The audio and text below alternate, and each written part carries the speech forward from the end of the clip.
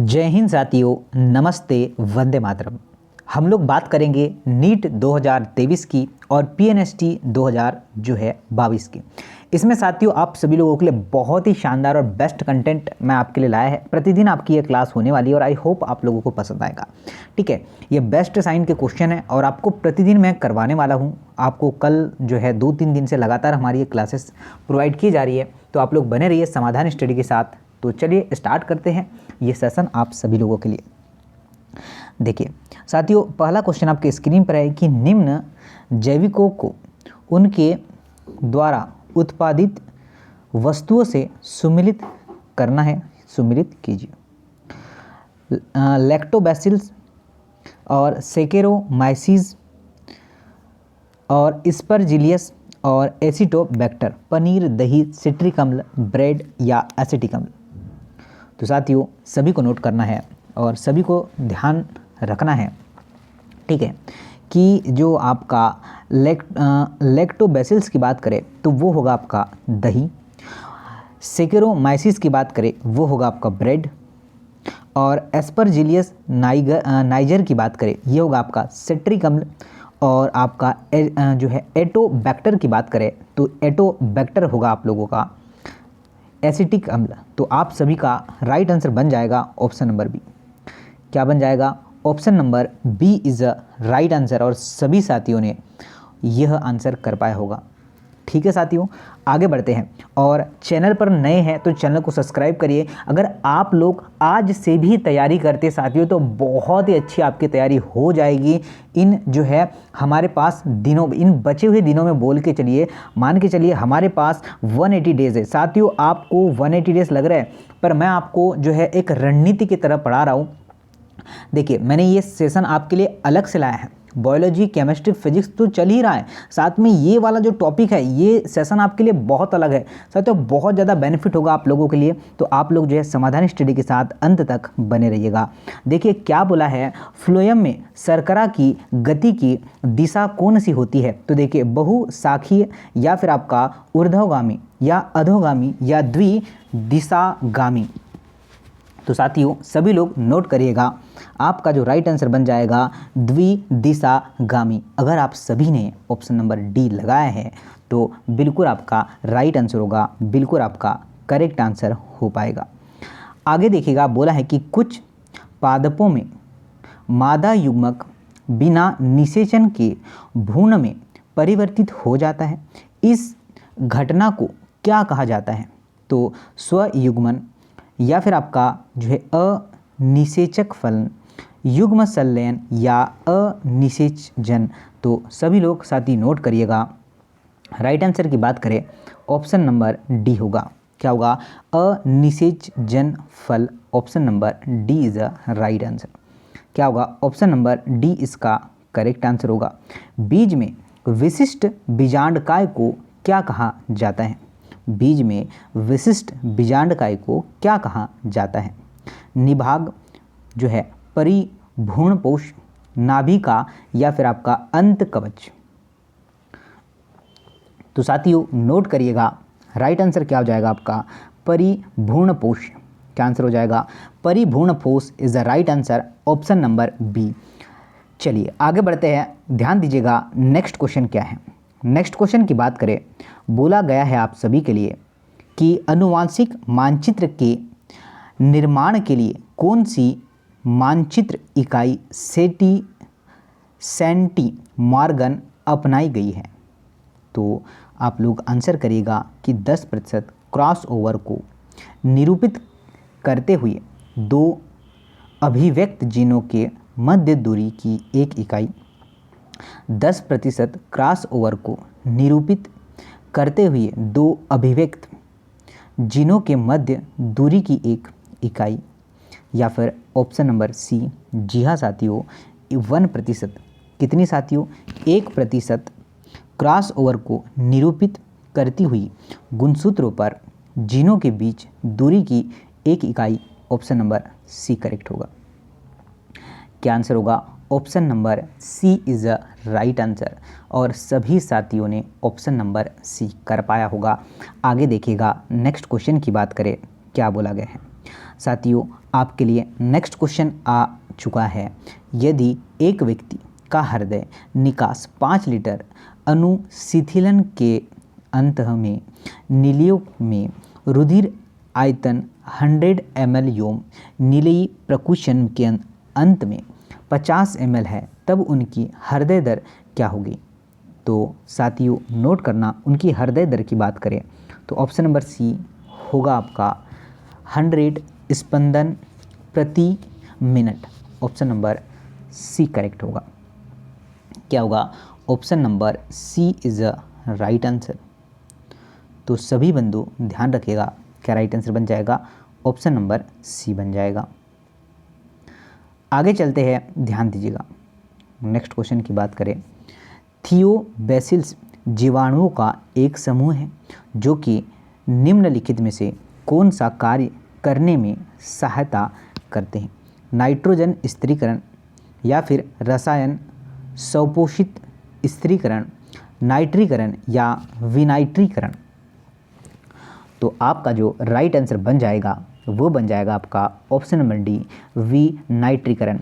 आप अपने मन में भी सोचा करें कि क्या आंसर होने वाला है। ओके साथियों, आगे देखिएगा क्या है। नेक्स्ट की बात करें तो जो है सांद्रित मूत्र के निर्माण के लिए निम्न में से कौन सा कारक उत्तरदायी है? निम्नलिखित में से कौन सा कारक उत्तरदायी है? अब देखिएगा, सभी लोग ध्यान दीजिएगा। एंटी जो है डाईयूरेटिक हार्मोन्स का निम्न स्तर, वृक्कों के आंतरिक मध्यांशी जो है इंटरस्टिशियम की तरफ अति ऑस्मोलेरिटिक बनना रखना, ठीक है, बनाए रखना। तो जो राइट आंसर बन जाएगा क्या? ऑप्शन नंबर बी बन जाएगा क्या? जी हाँ साथियों, आप सभी ने अगर ऑप्शन नंबर बी लगाया है तो बिल्कुल करेक्ट आंसर होगा, बिल्कुल राइट आंसर होगा साथियों। बहुत ही बढ़िया। आगे देखिए क्या बोला गया है। निम्न में से सूत्र कणिका में संबंधित कौन सा कथन अनुचित है? बाह्य झिल्ली कार्बोहाइड्रेट्स के एकलक वसाओं एवं प्रोटीनों के लिए पारगम्य है। इलेक्ट्रॉन परिवहन के एंजाइम बाह्य झिल्ली में अंतर स्थापित होते हैं। अंतर झिल्ली अंतरालनों के साथ संवलित होती है। या सूत्रकणिका आधात्री के एक वृत्तीय डीएनए अणु एवं राइबोसोम होते हैं। तो साथियों सभी लोग नोट करिएगा, राइट आंसर आपका होगा ऑप्शन नंबर बी, इलेक्ट्रॉन परिवहन के एंजाइम बाह्य झिल्ली में अंतः स्थापित होते हैं। ठीक है ना? क्या होगा? बी आंसर बिल्कुल करेक्ट है और बी आंसर आप सभी ने कर पाया होगा। आगे देखिएगा, जाइलम किसका जो है स्थानांतरण होता है? केवल जल का जाइलम फॉर जल होता है, और जल से आप लोग जानते हैं जल है, खनिज लवण है, जैविक नाइट्रोजन एवं हार्मोन्स होगा। ऑप्शन नंबर डी होगा। साथियों सभी को नोट करना है, सभी को ध्यान रखना है। राइट आंसर क्या बन जाएगा? ऑप्शन नंबर डी बन जाएगा। G0 प्रावस्था में मतलब G0 फेस में कोशिकाएं की बात करें, कोशिका चक्र से बाहर निकल जाती है, कोशिका चक्र में प्रवेश करती है, कोशिका चक्र को स्थगित कर देती है या कोशिका चक्र को समाप्त कर देती है। तो साथियों नोट करिएगा, कोशिका चक्र से बाहर निकल जाती है। ऑप्शन नंबर ए करेक्ट है। क्या होगा? राइट आंसर की बात करें ऑप्शन नंबर ए आपका राइट आंसर बन जाएगा। देखिए नेक्स्ट की बात करें साथियों, क्या बोला गया? वृक्षों में वार्षिक वलयों के बनने के विषय में निम्नलिखित में से कौन सा कथन सही नहीं है? वार्षिक वलय एक वर्ष में बसंत दारुक एवं शरद दारुक में उत्पन्न होने का एक संयोजन है। मतलब दारुक की बात करें तो जाइलम होता है। ठीक है ना? तो साथियों जो आपका राइट आंसर बन जाएगा उस पर हम लोग चर्चा करते हैं। कैम्बियम की आंतरिक सक्रियता के कारण ऊतक के हल्के रंग और गहरे रंग के वलयों क्रमशः अग्र दारुक और पश्च दारुक बन जाते हैं, मतलब जाइलम बन जाता है। बात करते साथियों राइट आंसर की, वृक्षों में आपका वार्षिक वलयों के बनने के विषय में निम्नलिखित में से कौन सा कथन सही नहीं है। तो साथियों आपका option number A B C बिल्कुल सही है, डी बिल्कुल सही नहीं है। तो डी को करिएगा रॉन्ग, मतलब डी क्या है, गलत है, बाकी सारा राइट होगा। ओके, सभी ने सही कर पाया है, सभी ने सही कर पाया है। आगे बढ़े, चलिए बताइए, बड़े साथियों आगे चलिए, देखिए नेक्स्ट पर बढ़ते हैं। आगे देखिएगा, बोला है कि निम्नलिखित में से कौन सा पारिस्थितिकी पिरामिड सामान्यतः उल्टा होता है। घास भूमि में संख्या का पिरामिड, ऊर्जा का पिरामिड, एक वन में जैव भार का पिरामिड, एक समुद्र में जैव भार का पिरामिड। तो साथियों आप लोग नोट करिएगा, क्या राइट आंसर बन जाएगा, ऑप्शन नंबर डी, एक समुद्र में जैव भार का pyramid. Option number D correct है। क्या होगा, option number D is a right answer. सभी ने बिल्कुल ऑप्शन नंबर डी आंसर लगा पाया होगा। उस बीजांड विन्यास को कहा जाता है जिसमें बीजांड अंडाशय की भीतरी जो है भित्ति पर या फिर आपका जो है परिधानीय भाग में विकसित होते हैं, आधारीय या फिर स्तंभीय, या फिर बात करें आपका भित्तीय या फिर आपका मुक्त स्तंभीय। तो साथियों सी आंसर बिल्कुल करेक्ट हो जाएगा आप लोगों का, भित्तीय। क्या होगा, भित्तीय इज राइट आंसर। अगर आप सभी ने यही लगाए हैं बिल्कुल आपका राइट आंसर होगा। निम्न प्रोटोकॉल में से किसका उद्देश्य वायुमंडल में क्लोरोफ्लोरोकार्बनों के उत्सर्जन को कम करता था या कम करना था। मॉन्ट्रियल प्रोटोकॉल, तो वो कौन सा प्रोटोकॉल हुआ था। तो साथियों उसे मॉन्ट्रियल प्रोटोकॉल ही कहते हैं। क्या कहते हैं, मॉन्ट्रियल प्रोटोकॉल। यह नीट के एग्ज़ाम के लिए भी इम्पोर्टेंट है, पीएनएसटी के एग्ज़ाम के लिए भी इम्पोर्टेंट है, इसलिए आपको फ्रंट पेज पर ही देखने मिला था। साथियों लगातार बने रहिए, काफ़ी अच्छे अच्छे बेहतरीन से सेशन आपको प्रोवाइड होंगे और लगातार आपके लिए क्लासेस आपको प्रोवाइडेड हो रही है। निम्न में से किस गर्भ निरोधक तरीकों में हार्मोन्स भूमिका निभाता है। स्तनपान या स्तनपान, अनावृत गोलियां, आपातकालीन गर्भ निरोधक, आपका रोध विधियाँ, स्तनपान और आपका अनावर्त गोलियां। तो सभी लोग नोट करिएगा, आपका जो फर्स्ट होगा वही इसका राइट आंसर है, वही आपको ध्यान रखना है, ऑप्शन नंबर ही करेक्ट है। और लगातार साथियों आप सभी लोगों के लिए बहुत ही शानदार सा सेशन प्रोवाइडेड है। एक व्यायामी ज्वारीय आयतन युम निःश्वसनी सुरक्षित आयतन क्रमशः 50 ml और 100 ml है। यदि अवशिष्ट आयतन 120 ml तब इसकी निःश्वसन क्षमता क्या होगी। तो इसकी निःश्वसन क्षमता की बात करें तो कितनी होगी साथियों, दोनों को ऐड कर देंगे, कितना आपका 500 और 1000 को हम लोग ऐड कर देंगे तो इसकी जो है क्या निकल जाएगी, निःश्वसन क्षमता, मतलब ज्वारीय आयतन प्लस जो आपका निःश्वसनीय क्षमता दोनों को ऐड करेंगे तो आपका जो राइट आंसर आएगा आपका 1500 ml आ जाएगा। ठीक है, चलिए आगे बढ़ते हैं। नेक्स्ट क्वेश्चन की बात करें साथियों, देखिए क्या बोला गया है। बोला गया है कि सहायक कोशिका में स्खलित हुए नर युग्मों का परिणाम क्या होगा। तो सभी लोग ध्यान दीजिएगा, मैं आंसर ही आप लोगों को बता दूं साथियों, इसका आंसर हो जाएगा ऑप्शन नंबर डी, एक अंड के साथ संगलित होता है और दूसरा केंद्रीय कोशिका के केंद्रकों में या केंद्रकों से संगलित होता है। आपका जो राइट आंसर बन जाएगा ऑप्शन नंबर डी।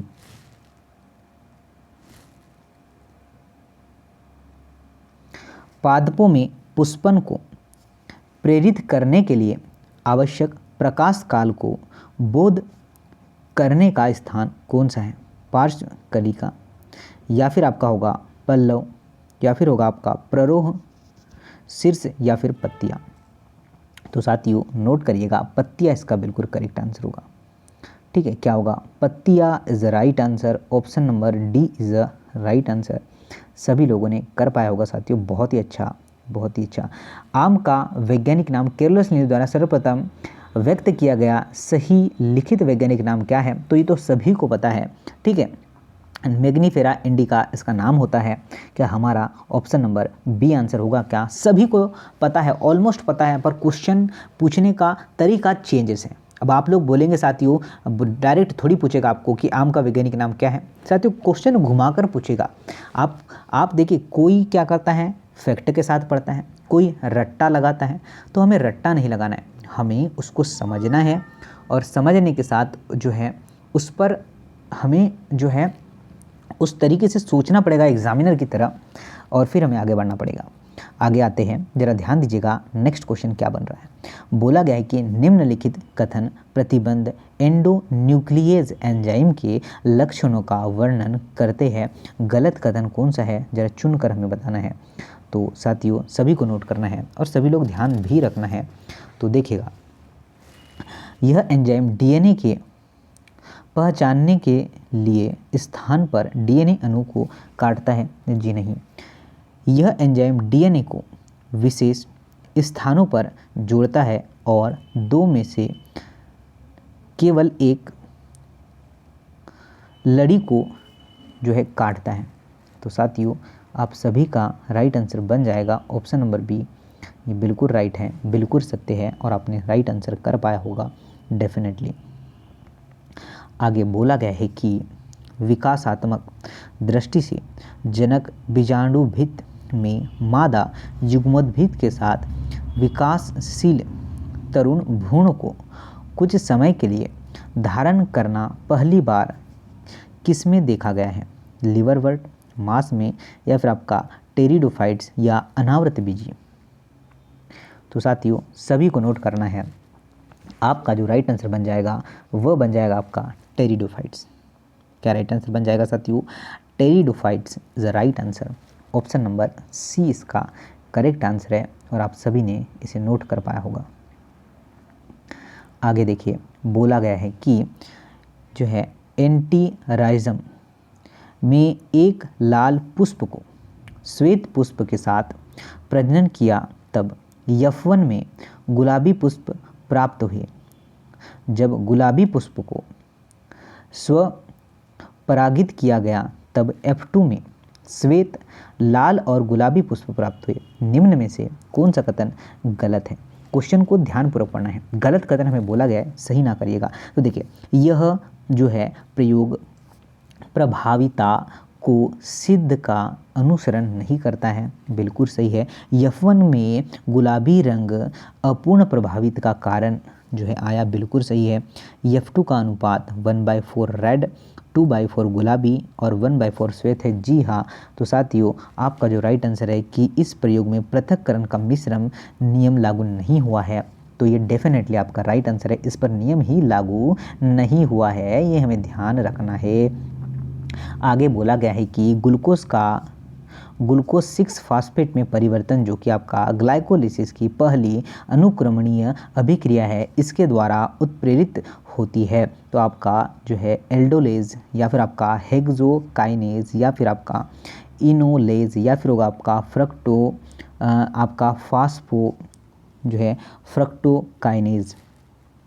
तो आप सभी लोग नोट करिएगा, राइट आंसर बन जाएगा आपका हेक्सोकाइनेज। का राइट आंसर है hexokinase is the right answer, सभी लोगों को नोट करना है। बहुत ही अच्छा क्वेश्चन, बहुत ही बेहतरीन और बहुत ही शानदार सा क्वेश्चन है। नेक्स्ट क्वेश्चन की बात करें साथियों, बोला गया है कि हेरोइन नामक ड्रग कैसे जो है संश्लेषित की जाती है? हेरोइन नामक ड्रग कैसे संश्लेषित की जाती है? मॉर्फिन के मिथाइलीकरण में, मॉर्फिन के एसिटाइलीकरण से, मॉर्फिन के ग्लाइकोलाइसिस में, या फिर मॉर्फिन के नाइट्रीकरण से? तो आपको नोट करना है, right answer option number B होगा। क्या सभी ने यही आंसर कर पाया होगा? ठीक है, क्या होगा आपका मॉर्फिन के एसिटाइलीकरण से, ऑप्शन नंबर बी इसका करेक्ट है। क्या होगा साथियों? ऑप्शन नंबर बी आपका राइट आंसर है, सभी साथियों ने बिल्कुल कर पाया होगा। चलिए आगे बढ़ते हैं। बोला गया है कि हार्मोन मोचन अंतः गर्भाशयी युक्तियों को ठीक है, गर्भाशय युक्तियों को जो है क्या करते हैं, चयन करते हैं। अब देखिए यहाँ पर ध्यान दीजिएगा क्या आंसर होगा आप लोगों का। तो साथियों आप सभी का प्रोजेस्टेरॉन्स जो है LNG-20 option number C correct है। क्या होगा, ऑप्शन नंबर सी इसका राइट आंसर होगा, ये आपको नोट करना है। आगे बढ़ते हैं, नेक्स्ट क्वेश्चन है कि एक जीन जो है, एक जीन आपका लोकस पर दो एलील के साथियों, दो एलील ए स्मॉल ए को प्रति प्रभावी एलील ए को बारंबारता 0.4 है, तब समाविष्ट में संयुग्मी प्रभाव, विषम युग्मी एवं समायोजी अप्रभाव व्यक्तियों को जो है व्यक्तियों की बारंबारता क्या होगी। तो साथियों आपका जो राइट आंसर बन जाएगा ऑप्शन नंबर सी बन जाएगा। ठीक है, ये आपको नोट करना है, ऐसे भी क्वेश्चन आपको देखने को मिलने वाले हैं। ठीक है, नेक्स्ट क्वेश्चन की बात करें, गोल्डन चावल के विषय में निम्नलिखित में से कौन सा कथन सही है। गोल्डन चावल के विषय में कौन सा कथन सही है। तो गोल्डन चावल के विषय में सही कथन की बात करें, कौन सा कथन सत्य है। तो यह जो है आपका डेफोलिज्म के जिन वाला विटामिन ए प्रचुर है। जी हाँ साथियों, ऑप्शन नंबर फर्स्ट ही राइट आंसर है। तो बाकी तो फिर पढ़ने की कोई बात ही नहीं, फिर तो बाकी रॉन्ग ही होंगे। तो ए आंसर बिल्कुल करेक्ट है, बिल्कुल सत्य, और लगातार आपके लिए जो है यहाँ पर क्लासेस प्रोवाइडेड हैं। तो देखिए नेक्स्ट क्वेश्चन की बात करें, पाइनस के बीज कवक के संयोग के बिना अंकुरित और स्थापित नहीं हो सकते, यह किस कारण होता है। तो इसका भ्रूण अपरिपक्व होता है, इसका जो है कवक मूल के साथ अनिवार्य संबंध है, इसका बीजारण जो है बहुत कठोर होता है, और डी की बात करें बीज में बाधक उपस्थित होता है जो कि आपका अनुकरण को रोकते हैं। तो साथियों आप सभी लोगों को नोट करना है ऑप्शन नंबर बी क्या कि इसका कवक मूल जो है माइकोराइजा के साथ अनिवार्य संबंध है। बी आंसर बिल्कुल करेक्ट है, बिल्कुल राइट आंसर होगा। सेकंड की बात करें, निम्न में अनुवांशिक प्रकुट का कौन सा लक्षण जीवाणु को पुनर्योजन डीएनए तकनीक के द्वारा मानव इंसुलिन उत्पन्न करने देता है। अनुवांशिक आपका प्रकुट संदिग्ध होता है, अनुवांशिक प्रकुट व्यर्थ होता है, अनुवांशिक प्रकुट लगभग सार्वभौमिक होता है, या फिर अनुवांशिक प्रकुट विशिष्ट होता है। तो साथियों आप सभी का जो राइट आंसर हो जाएगा ऑप्शन नंबर बी हो जाएगा। क्या अनुवांशिक प्रकुट लगभग सार्वभौमिक होता है। ऑप्शन नंबर सी इसका करेक्ट आंसर होगा। ठीक है साथियों, क्या होगा, ऑप्शन नंबर सी इसका बिल्कुल करेक्ट है, बिल्कुल राइट आंसर है। निम्न में कौन सा यौन संचारित रोग पूर्णतया साध्य नहीं होता है। सुजाक, या फिर लैंगिक जो है मत्स्य, या फिर जननिक परिसर्प, या फिर आपका कोलेमीडियता। तो साथियों राइट आंसर की बात करें ऑप्शन नंबर सी आपका बिल्कुल करेक्ट आंसर होगा। क्या होगा, जननिक परिसर्प, ऑप्शन नंबर सी करेक्ट है। तो साथियों ये आपके टॉप 40 क्वेश्चन हैं जो आपके नीट में पीएनएसटी में काम आने वाले हैं। इनको प्रतिदिन मैं आपको प्रोवाइड करूंगा। ये जो है हमारी लगातार जो क्लास चल रही है उससे अलग हट के ये मैंने सीरीज आपके लिए स्टार्ट किया है। तो आई होप आप लोगों को समझ आएगा और आप लोग जो है लगातार समाधान स्टडी के साथ बने रहेंगे। चलिए मिलते हैं नई अपडेट के साथ नेक्स्ट वीडियो में। वंदे मातरम, जय हिंद।